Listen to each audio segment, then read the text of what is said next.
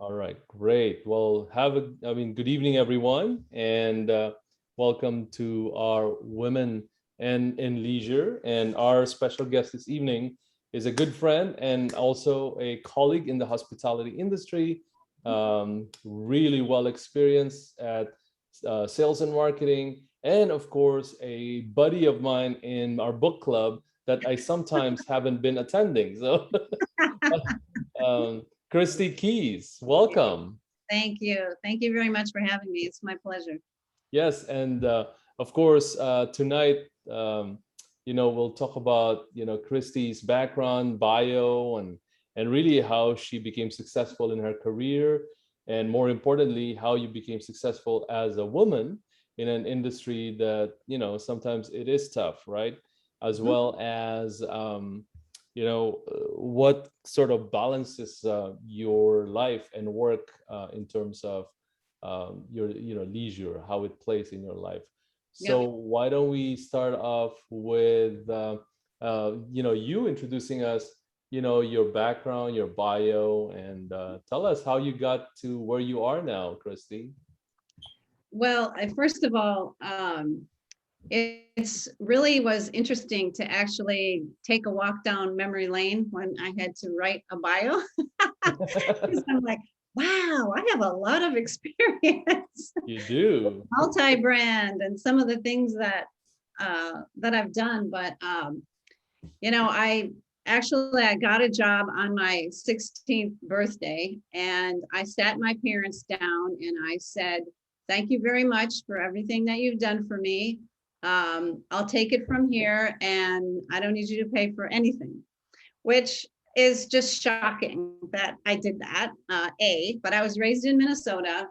I was the youngest of four, and my parents were middle class, and I knew at a young age that I wanted a whole lot more. So I had this God-given drive that I don't know if you can teach people. I think you're either born with that or not, but I had it, and I was ferociously driven and driven to the fact where I really wanted to make money and be an independent, smart woman. Those were my goals.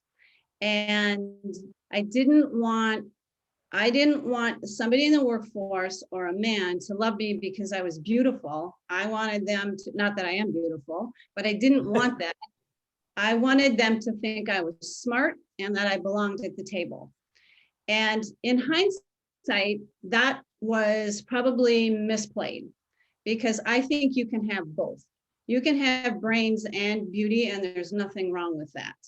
And I think that women have understood that a little bit more in today's world than it was back when I was coming up the ranks. Because when I was coming up the ranks, many times I was the only woman at at the table, and I wanted to make sure that I was viewed as a smart person.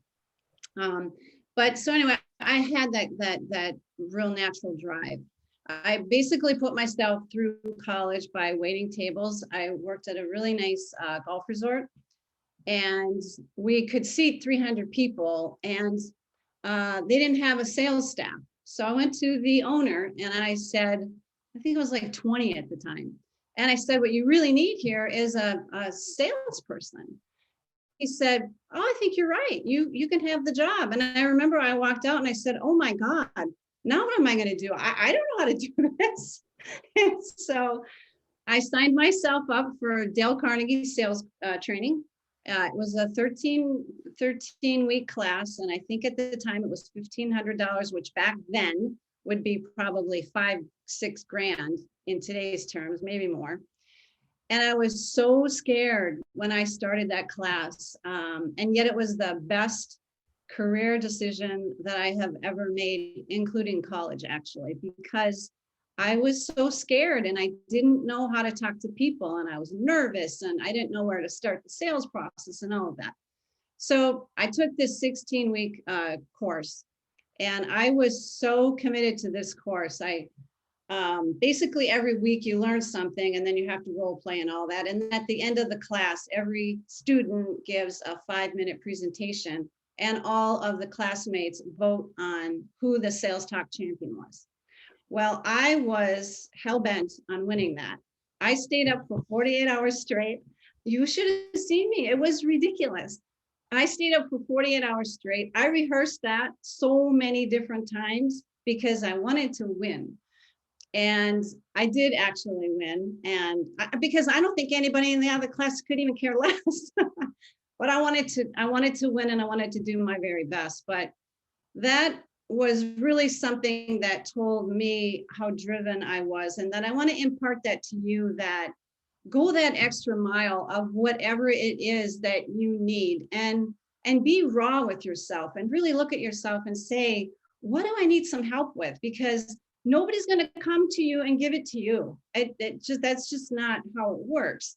So if you know yourself and there's a skill set that you think you need to have in order to be successful, just go out there and do everything afraid and make yourself go to these training classes. And we all hate to role play, but role play is where you really, really learn it. And in this Dale Carnegie class, it was just role play after role play after role play. It was crazy.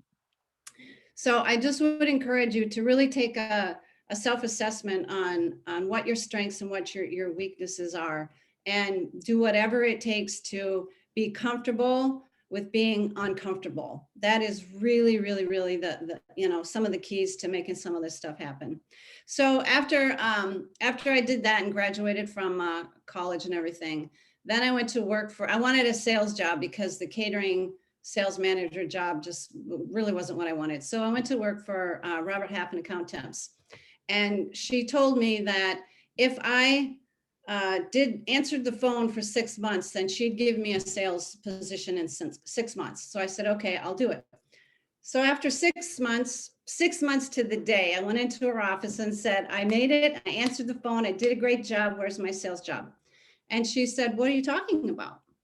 So there's lesson number one. If you have an agreement with somebody, especially in the workforce, make sure it's on paper and that you agree to the terms that you're working for. Because if you go in and you don't have anything in writing, or let's just say something happens to that person, that nobody knows what you're talking about. So she basically said she didn't know that, what I was talking about. So actually before that, when I got that Robert Half and Account Temps job, when I worked for 40 hours and I got the first paycheck, I cried because it wasn't enough money. So I went and got a hostess job at a hotel on Sunday nights because it's the only night I could squeeze it in. So after working a month at it was a Hilton, doing this hostess job, the general manager came in on a Sunday night and I thought, I'm fired. What is he doing here on a Sunday night? So he came up to me and he said, are you Kristy Badness? That was my main name. I said, yes. And he said, hi, I'm Steve Moscato, and I'm the general manager. And I said, oh my goodness, this is not good. Anyway, he sat down and basically said, you've been here for a month or two, and I've had so many people call me, write me letters and everything about what a great job you're doing. I want to talk to you about going into the sales office. And that's how I started in sales. So then after being there for a year and a half, he had left, another general manager had come in. And so I'd only been in my position for a year and a half, and the director of sales and marketing left. And so I went into the general manager's office and said, I would like to be the director of sales and marketing. And he laughed and said, you're not qualified. And I said, yes, I am. And I'll do a much better job than the last person did. And I guarantee you, I'll stay here 24 hours and I will do it and make it happen. He said no. And I said, okay, we were friends at the time. And I said, Carl, I'm just going to tell you, if you don't give it to me, I'm going to the competition and all the business is coming with me. So, which is a horrible thing, but it was bold. And he didn't give me the job. I did go to the competition. I did take all the business. And in 3 months, he called me and gave me the director of sales and marketing job. Now, I don't encourage everybody to be that bold and slightly arrogant. Oh, it was arrogant. But I encourage you to believe in yourself and go big. I mean, we only have one life. This isn't a dress rehearsal, and that's what I always say. So, just go. And if you know you're really good and you're giving it all you've got, take risks and take them when you're young. You don't have the mortgages. You don't have all of the things that you have once once you start getting older. So I've been a director of sales and marketing since I was 24 years old, which is amazing. I've worked for many brands. I then went to work for Marriott in Minneapolis. Then I came and worked here at the Marriott in San Francisco. And then the Holiday Inn Golden Gateway job came up, and the vice president said to me, Kristy, I need you to go work at the Holiday Inn because we have, really high level owners there, and I need you to do this project. And I said, well, but I'm Marriott. Marriott people don't go to work for Holiday Inn. And because I was all arrogant, thinking I was Marriott, when he said to me, he said, Kristy, if you work for a Marriott, you always tell me what a great salesperson you are, but you'll never know if you're a great salesperson working at a Marriott because the phone rings off the hook. So he said, if you're really a great salesperson, come work at the Holiday Inn, then you're going to learn airline business. You're going to learn international, everything else you're going to learn here that you'll never learn at a Marriott. So he was right. I went home, I thought about it. I'm like, he's right. And I do want to prove to him, and I do want to be associated with owners and all that. So I went to work there. It was one of the biggest lessons that I learned, because I walked in there slightly arrogant because I had a Marriott background. And what I learned was the people inside that building were so kind and so sweet and so wonderful. It was a lesson to myself that it's not about what you're doing, it's about who you're doing it with. And that is just so very, very, very important. It's about the people that you work with that make your job enjoyable. I'd worked for all kinds of fancy hotels, but the real love and the genuineness and all of that wasn't at those places, but it was at the Holiday Inn. So anyways, I worked there. I had 3 children, which changed life dramatically, and I'll get into that in a little further into our talk here. But I had 3 children there, and then the hotel was bought by Ameristar. And Ameristar's value system and how they managed the business was entirely different than Interstate. Interstate believed in their people. They were kind. We were all friends. We worked really hard. And the last straw was they scheduled a budget meeting Friday at 5 o'clock. I had 3 children by then, and I wasn't going to do a budget meeting Friday at 5 o'clock. That's when my home time starts. So then I was recruited to go over to the Courtyard on 2nd and Folsom. I went and worked over there. And then I got recruited out of there to the Le Méridien. And when the general manager he was my general manager at the Minneapolis Marriott, he took over the Le Méridien, and he called me and said, Kristy, I really need you over here. And I said, Michael, it's not a good time. I got some personal stuff going on in my life. I really can't make it happen. So he offered me a 40% increase in my salary. And I said, thanks a lot, Michael. It looks like I'm going to the Le Méridien. So I said, fine. I went to the Le Méridien. And when I was getting prepared and looking at the job that I had, all the jobs that I had, there's a reoccurring pattern. I was recruited from every single job that I had.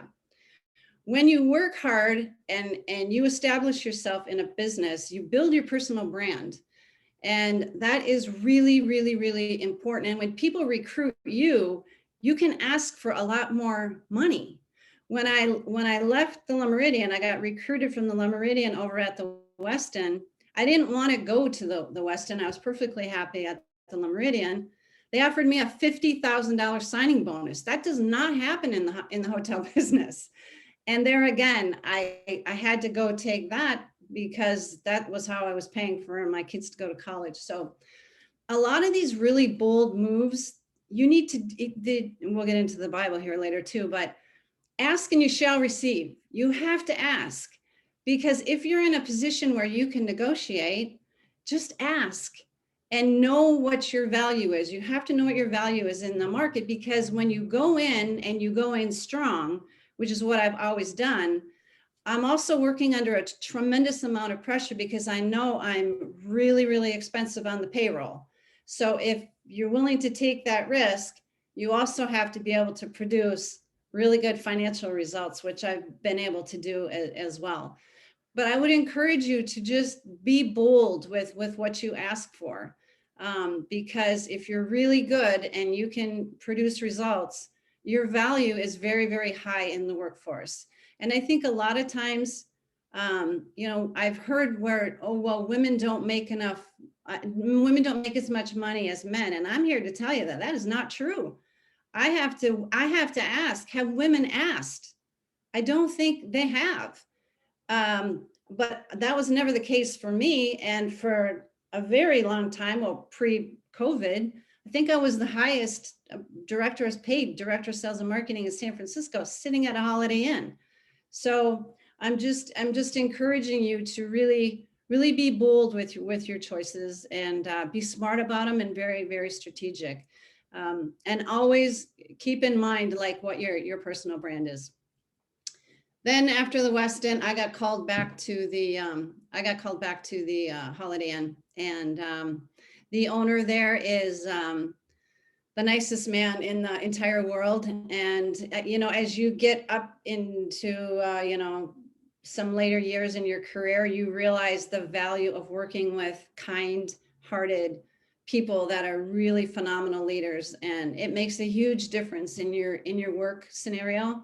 So I went back to the Holiday Inn, and then the pandemic hit. So the one thing that I think we've all learned through the pandemic is everyone is replaceable. People that were with Marriott for 30 years are still not working. So you have to, at your young age, start investing now so you're protected financially, because nobody saw this pandemic coming or thought that it would last. I mean, when I laid my entire sales team off in March, I thought it was going to be for 2 or 3 months. It's going to be 2 years. I laid them off March of 2020, and I still haven't brought a single one back. And I'm probably, and in the budget, it's probably going to be 2 years, a solid 2 years where, I've had to be at that sales office by myself. So that is the long story of my bio. No, I love it. It's been No. long. Yeah. No, it's but great that there's so many nuggets that you can find from your story. I love what you said about, you have to ask, right? Because if you don't ask, the answer will always be a no, right? So Yes. you gotta ask the question, right? And Yep. and as you said, I think you gotta be bold. It can't be, oh, Yeah. do you think I deserve an additional 10% or additional? No, I think I deserve an additional 10%, right? Yep. And Yep. I think you touched on a very good point about women saying that they are not getting paid enough compared to Mhm. men, because I think maybe I'm stereotyping, men tend to be much more aggressive in Mhm. trying to get compensation, right? I mean, that's just, and I don't know why. I think women should be just Yep. more as bold as men, right? I agree. There's nothing wrong with it. And I always say this, I always coach my mentors that when they're applying for another job, I said, ask for a higher. Though if you want 10,000, don't ask 10,000, right? Ask for 20,000. Exactly. Yeah. Yeah. I mean, I have to say that I'm even surprised at some of the things that I got. But yeah, I think you have to really be bold. Yeah. So during this pandemic, obviously, Yeah. since March of 2020, there were a lot of challenges for us, right? Lives were totally changed. Yeah. So what were the challenges for you in your career, and or even in your personal life? Yeah. How did you respond to it, and how did you keep your head afloat from all this craziness? Yeah. Well, first of all, I was impacted deeply financially. Many times my annual bonus money was how I'm putting my 3 kids through college. When the pandemic hit, was the 1 year where all 3 of my boys were in college. So that was like the height of the expenses. Yeah. And my salary and bonus combined went back $80,000, which is a lot of money. So, Right. and I'm a single mom, so I had to pivot. And I know pivot has been like really overused since the pandemic came into play, but I had to really scale back my life, because I had the three boys in college. I am paying their education and also their room and board. So at that time, I had made a decision to downsize my house in Novato. It was 5 bedroom, 4 bath down because all the boys were in college.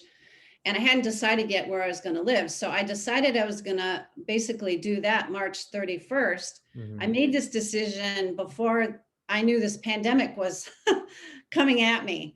So I had to downsize my house. And in addition to that, my oldest son, who has a house in San Francisco, because he was at San Francisco State, the lease on the house was in my name.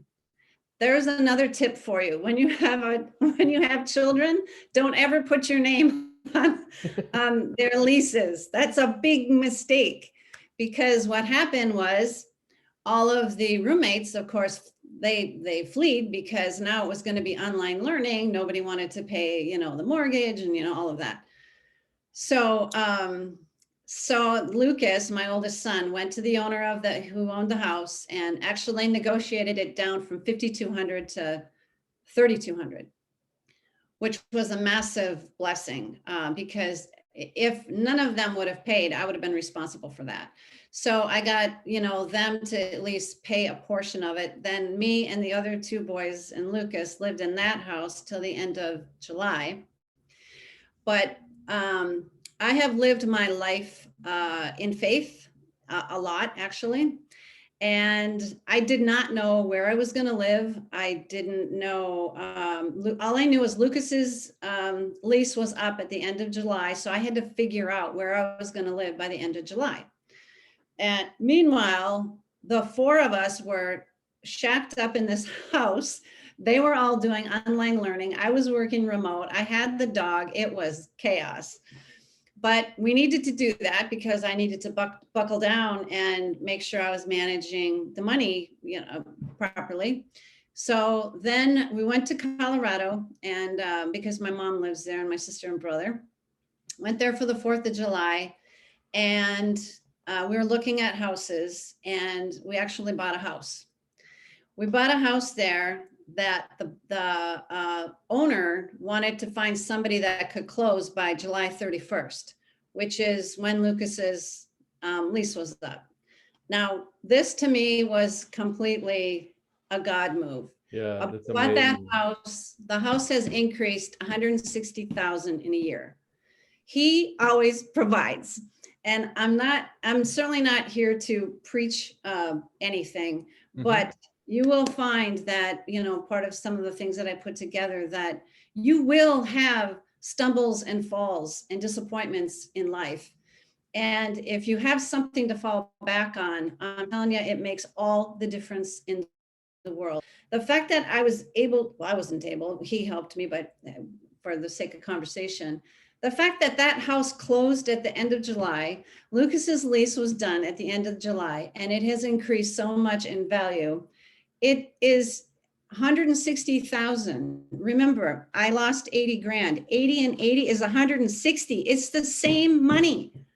It's unbelievable. Isn't that amazing? It's unbelievable. And I have so many different examples of how he has just the 40% increase in the La Meridian. Who gets that? Nobody. Who gets a $50,000 signing bonus from the Westin? Nobody. But I equate that to, God just always providing for me. And so I did that, bought the house. And then at the time I was working remote. So my plan was to go work remote in Colorado. Well, for some crazy reason, when my boss found out I bought a house, he said, no, you have to work remote in California. So that put a wrench into my plan. And now I had to find someplace in San Francisco to live. And so Linda and I switched houses for a month. So I said, you're from Jordan and you need to go find out how people live in Colorado. You will live there, live in your place. So we house swapped for a month. And then she said, nah, Colorado's not for me. And I said, okay. Then it was August 29th, and I had decided I was going to go basically live over at the Hilton Financial District because they gave me a $50 rate, which is like crazy. Nobody does that. And then August 29th, a girlfriend of mine calls and she said, I have a friend who has this really nice place in Hayes Valley and she's going to Canada for 5 months. Would you want to stay at her place? I'm like, yes, of course. So I went and stayed in Hayes Valley for 5 months. And then when she came back, my other girlfriend had her place available for a month. So I stayed there. And the reason why I did all of this is because I was trying to keep expenses as minimal as possible. And then after the January one, and plus I got COVID in January from work. So that was a whole nother story. I said, I'm getting my own place and I have a beautiful penthouse suite right now with a fireplace and a deck. And I said, give me everything. I want everything you have. So I've been living in this penthouse suite now since February. And, now I have to make the tough decision on, what am I going to do after the lease is up in February. But I think I'm going to take the big leap of faith. And I haven't decided yet because I don't feel 100% led anywhere yet. I'm just kind of praying about it, about whether or not I'm going to quit and go live in Colorado. Because my mom's 85, so I want to be with her, and so we'll see. But it's hard to let go of comfort and security, which is this high-paying job that I have. There's such a rub right now. It's really I'm in a tough position. But if I'm really confident and I really believe what I say, then I should go. But we'll see. But so that's really, it's been a long 2 years. And what I've discovered is that it's been hard for people that have remained working, but it's also been hard for people who haven't been working. And so for us to understand that during this pandemic, it's been really hard on people because everybody's been massively disrupted. And, how I think that's going to change things. I think there's going to be a lot of good that's going to come out of this. I think the younger kids are going to have a better work-life balance compared to what I ever had. I was like Monday through Friday, there's your desk, be here at 7 and don't go home till 6. It wasn't that strict, but kind of. I don't think you guys are going to have that, which, I applaud that. And I love the whole nomad, opportunity where you can take your laptop. And I'll tell you, if I was your age, I would have my laptop. I would be in Hawaii for a month and I'd go to Austin and hang. I would go to New York and I would go to France and I would go all over because you can. Yeah. And if you don't do it when you're young, you're most likely, once you, start getting in a relationship and buy the house and get, all of that, you're not going to do that. So if you have the traveler spirit in your blood, I just would encourage you to be bold because you can. I wished I would have had that opportunity. One of the prerequisites I had with my boys with college is that I wanted them all to study abroad. And Lucas did. He lived in Paris for a year. And then Maxwell and Marcus have been impacted by the pandemic. Marcus still might be able to. I think he might be able to. Is he your second one, Kristy? Max is the middle one. The middle one, yeah.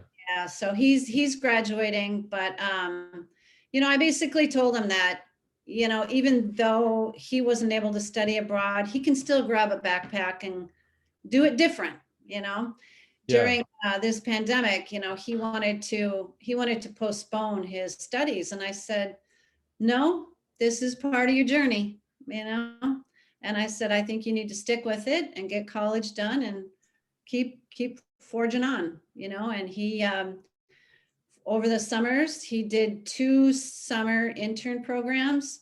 This is another tip for the young people coming up here on the call. He invested his $17,000 and it's now $140,000. Nice. So he's going to graduate from college and have $140,000 in the bank. That's amazing. I think he Yeah. should return 40,000 to his mom. Well, exactly. Well, so what I tried to do, I had him meet with my accountant, my finance guy, because I wanted him to take out half and put it in something a little bit more secure, because they're all into that crypto, and crypto Yeah. makes me nervous and all of that. It's high risk, high return. But anyway, he didn't listen to me and now he's lost. It's not 140 now. I think it's more like, I think it's gone down significantly. But the messaging there is to start your investing now. And While you're young, yeah. while you're young. Roth IRA, it's not too early to open a IRA account, Yep, you know, definitely. Yeah. it keeps growing. Yeah. Yeah. So No, I the, love what you said about, you touched on three items. I mean, the spiritual side of it, right? Because I do yeah, think that there's a trilogy where you want to keep balance, right? The spiritual, the mental, and the physical. Let's talk yeah, about the other two, the mental and the physical. I mean, how do you, let's go with mental first. How do you, with all the craziness happening in this world and you being a single mom, how did you like yeah. not break down and say, you know what, I give up? Yeah.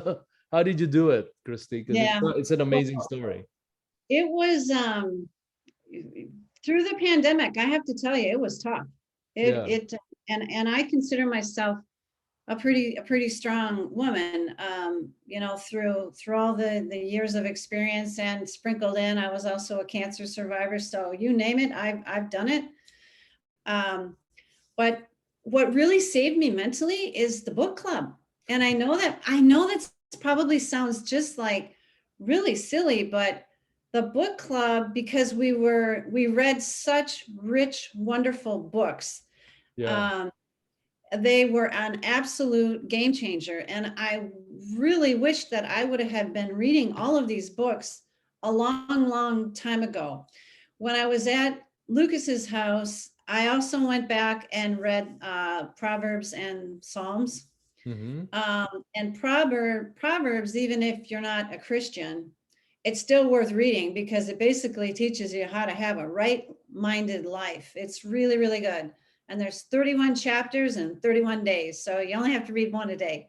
But I went back and reread that and kind of got reconnected. And,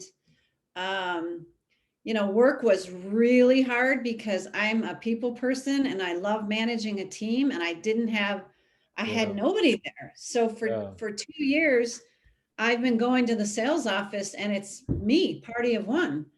And I didn't realize how hard that was on me mentally up until like a couple of months ago, when I Yeah. basically told my boss, I said, I need to go to Hawaii and I have to just sit on the beach and I have to just catch my breath and say, what just happened? Yeah. I mean, because buying a house and then couch surfing at 60, really?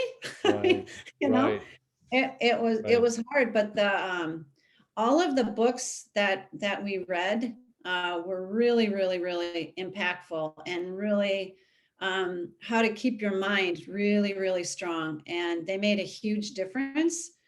And I have a list of all of the books that we read, and I would be more than happy to give them to you. And I would encourage you to read every single one of them. What's I'm your not favorite book so far? um, Brene Brown, Dare to Lead, was the one that really impacted my heart the most. She has a TED Talk for anybody that it listens to the TED Talks. She has one on vulnerability that she did, and it was how she basically launched herself, was through that TED Talk, and it is fantastic if you haven't heard it.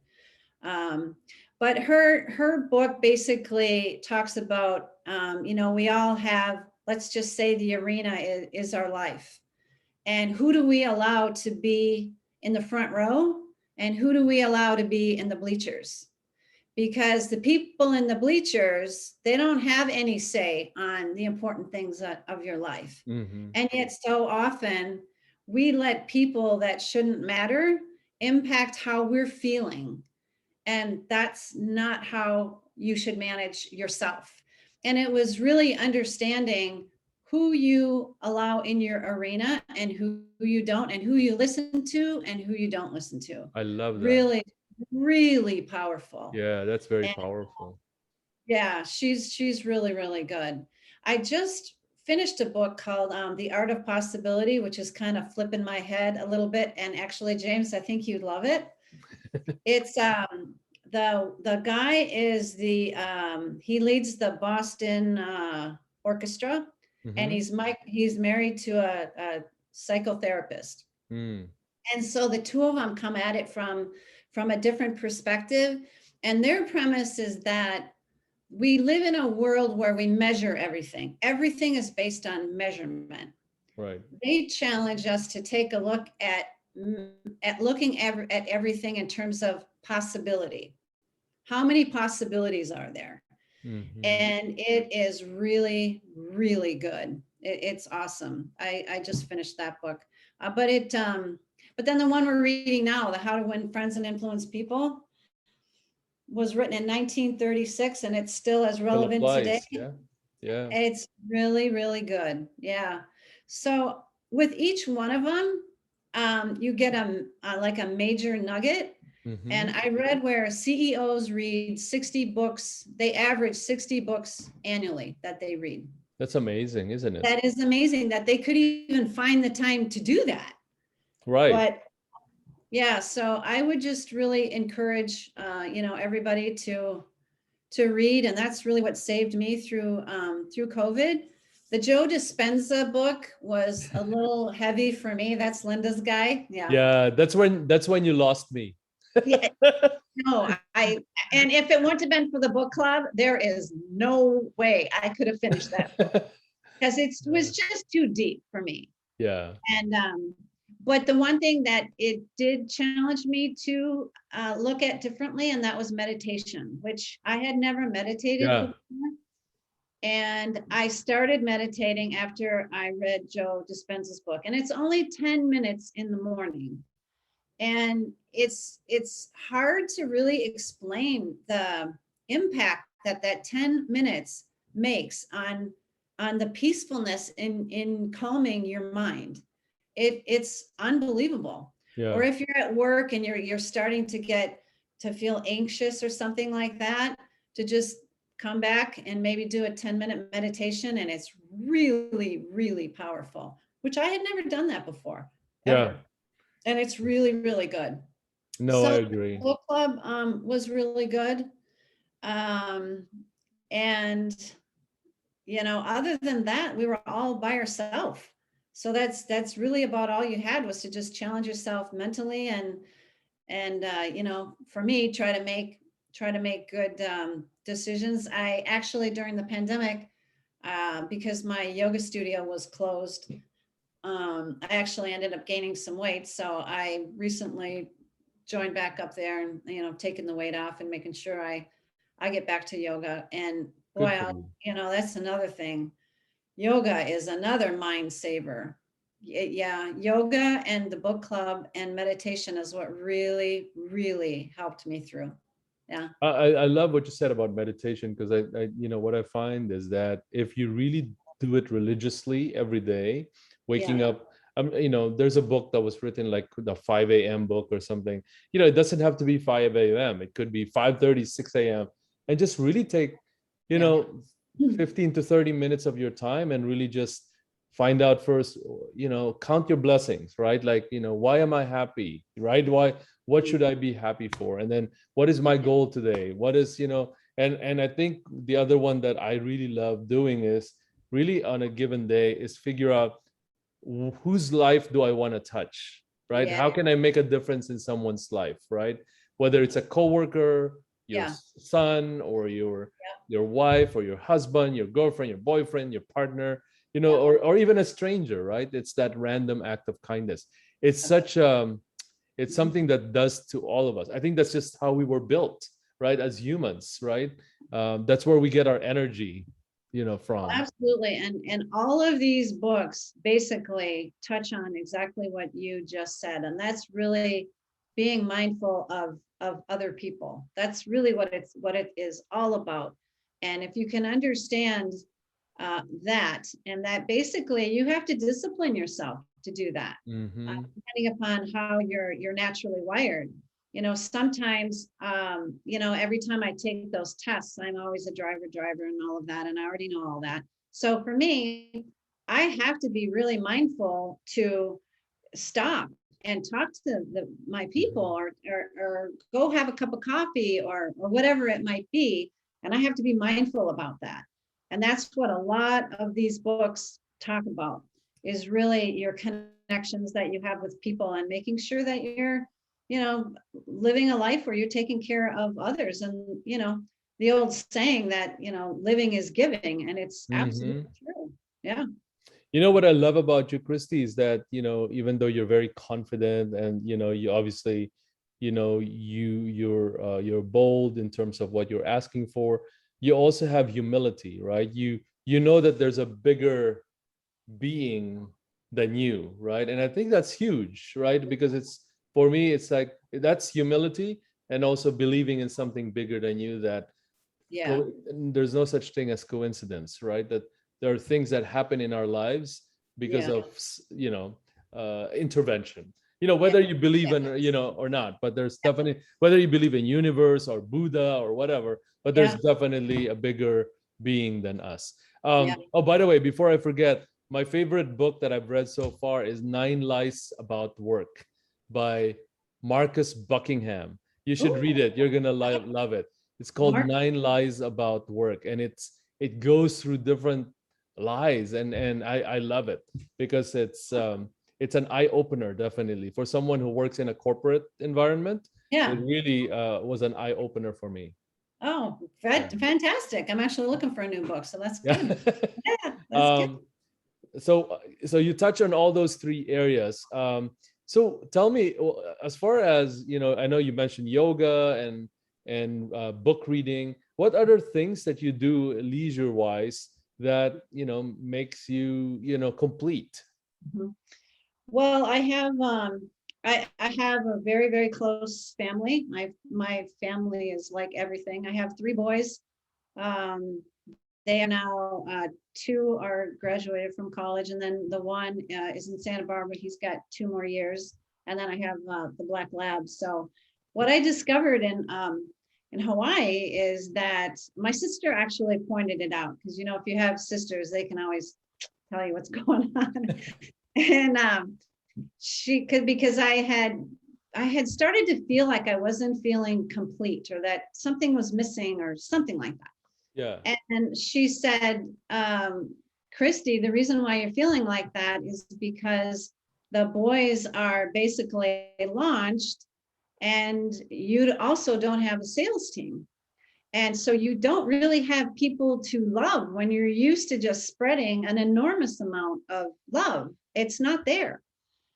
And I was like, that is such a revelation. I mean, it might seem, pretty obvious to others, but, and I was really a mama bear. There's no question about it. I mean, I took my parenting very seriously. I still do. They're my heartbeat to everything. But as a single mom, boys are different than girls. You have to let the boys go, and it's really hard because it's against our grain as a female to let the boys go. So I've recently discovered that something is absent in my heart, and you actually said it, James. I need to replace it with taking care of other people wherever that might be. I've wanted to go volunteer at like St. Jude's or something like that. So I will probably go volunteer and give back. I have a heart for single moms, so maybe I'll go babysit for women that don't have money or something like that. Because when you take care of other people is where you really feel the richness of life. But so it's really my family, really close to my mom. When I had split from my marriage, my mom sold she had like 3 houses. She sold them and came and moved to California. That's the kind of family that I have. And we're really, really, really close. So my sisters and my brother, it's family that Family's my heartbeat of everything. Yeah. They're the ones, they're the glue. They keep me together. And then I also have, and I would encourage this for everybody. You need to have one person in your life who is the voice of reason, who will tell you when you're off course, or no, that isn't right thinking. That's not good. You shouldn't go in that direction. And so I do have that one friend that I've had for a long time. She's been with me for, I don't know, I've known her for 40 years probably. Her name is Joan. She's been CEO of many companies. She runs a CEO group, and that's what she does. And she's very on points with her thoughts, but she's very direct, and she feeds me spinach all the time. But I love her to death, and she holds me accountable. And so I would encourage you all to have that person in your life. And when I was writing down some notes to share with you all, I think the other thing I wished I would have done is have a male voice of reason as well, because males give you a different perspective. And so I would encourage you all to have that as well. But you really need people in your life that will be transparent and hold you accountable.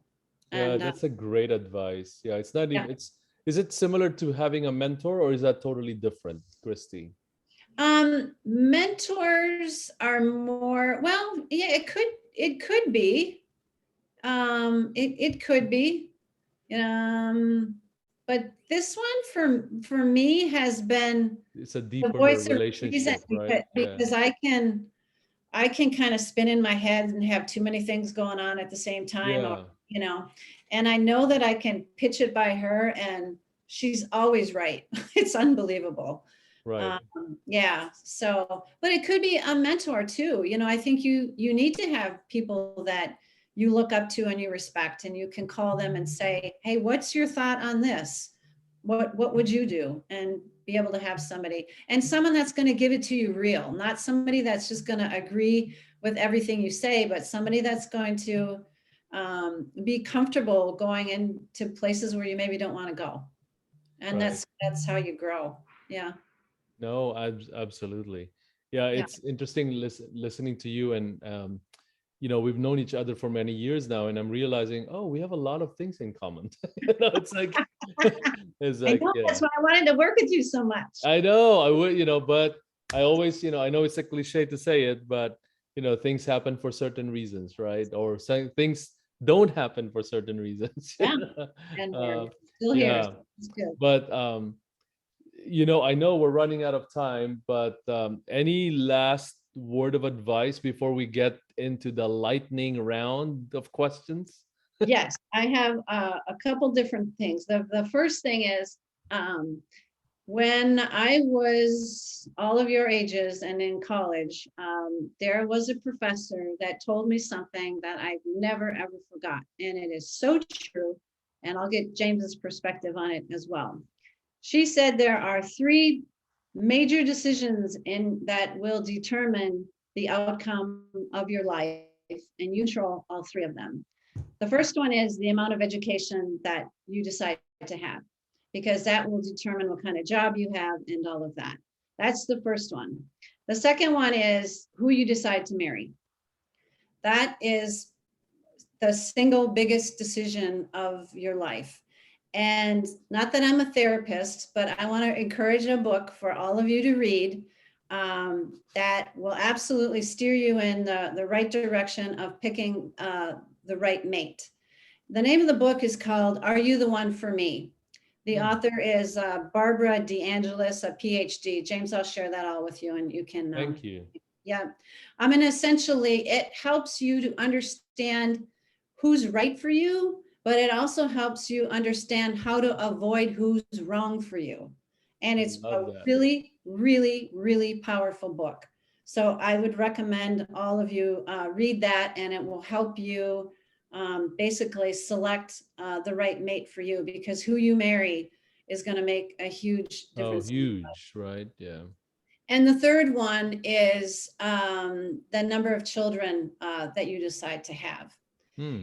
And I've just never forgot her telling me that. And I think it's really, really, really true. So I wanted to share that with you because those are the three things that are really going to impact your life. And you should be thinking of those and being mindful of them. And then lastly, I was trying to think of, okay, so who are some women entrepreneurs that, that I admire that I could recommend for you? And last week, I don't know if you guys have all seen the documentary on Michelle Obama, but I watched that last week and it is so powerful. You talk about a leader, a bright woman, so smart, made great choices. She is a powerhouse, and her documentary is so good. And I would encourage all of you guys to listen to that and kind of get some nuggets out of that. And the other person I really admire is Sarah Blakely. Hmm. Sarah Blakely is the CEO of Spandex. And if you watch her documentary to see everything that she did, she is the first self-made billionaire woman. And I mean, that says a lot. And if you listen to her story, what she did to be successful is unbelievable. And you will learn some nuggets out of that. I hope someday to meet her because she's a fireball and she's a billionaire. So I'm not sure I'll be meeting her. You never know. You never know. Just did. Yeah. So just encourage you to have people that you admire and just keep reading. That's That's mine. great. Those are great. Oh my gosh, every aspect of our talk tonight, I mean, I was like, okay, there's a lot, I was gonna start taking notes, but I realized it's recorded. So there's a lot of great gold nuggets. So thank you for sharing, Kristy. Yeah. We will, as I mentioned, we've recorded this and we will post it in our class where we have other students that will access it. So I'm sure they're gonna enjoy listening to you. So we're in the lightning round, and what it is, it's just a tradition whenever I ask for guest speakers at any of my classes to answer questions, sort of the lightning, right? And then the first thing that comes to your mind, just give the answer. Okay. Are you ready? This is Oh, fun. you It's bet just I'm ready. Yes. all right. Favorite city in the US besides the one that you live in? Paris. Nice. Last song you downloaded?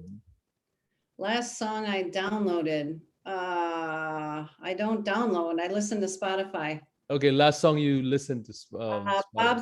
Seger, Ramblin' Man. Oh, nice.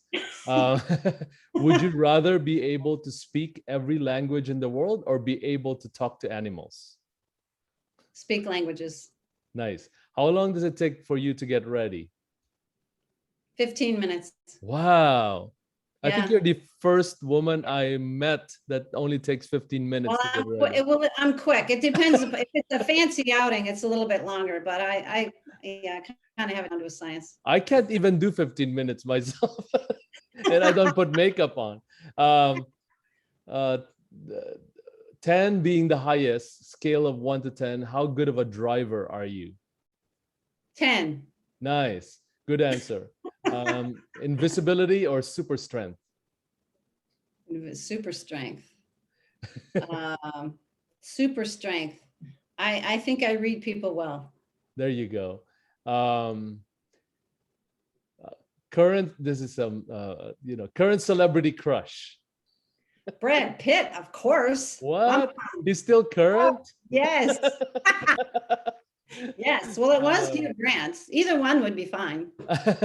Place you want to travel next year? Italy. Nice. I love Italy. I've never been. What? I Oh, you and I need to talk. Yeah, there's I so know. much stuff. Yeah. I know. My son spent 5 weeks traveling all through Italy in between semesters when he was in Paris. Yeah, I love Cicatera and all those places. It's just so beautiful. Yeah. I want to go. Favorite ice cream flavor? Favorite ice cream flavor? Caramel. Favorite snacks? Hot tamales and red licorice. Really? That's Yeah. funny. Would you ever go to a movie alone? Yes. Yes, like Linda. Linda said yes. Yeah. Um, and if you were a brand, what would your brand be and why? That's the last question. My brand would be luxury Uh-huh. because I like the finer things in life and I like memorable experiences. I don't Excellent. like just average, I like phenomenal. Excellent. Well, it's the end of our discussions, but thank you so much. Thank you for sharing a piece of you, Kristy. I mean, really a great talk, and I personally learned a lot. And I really appreciate you taking the time, especially during the Giants game. So, He oh, just screamed. Did there. you hear that? That was home run, he said. There Okay. you go. All right. Well, enjoy the rest of the game. Thank you so much, Yes. And Kristy. James, Appreciate it. I'll give you my contact information. So if anybody wants to reach out, they're more than welcome to. I'm happy to help anybody. Appreciate it. Thanks again, Kristy. All right. Okay.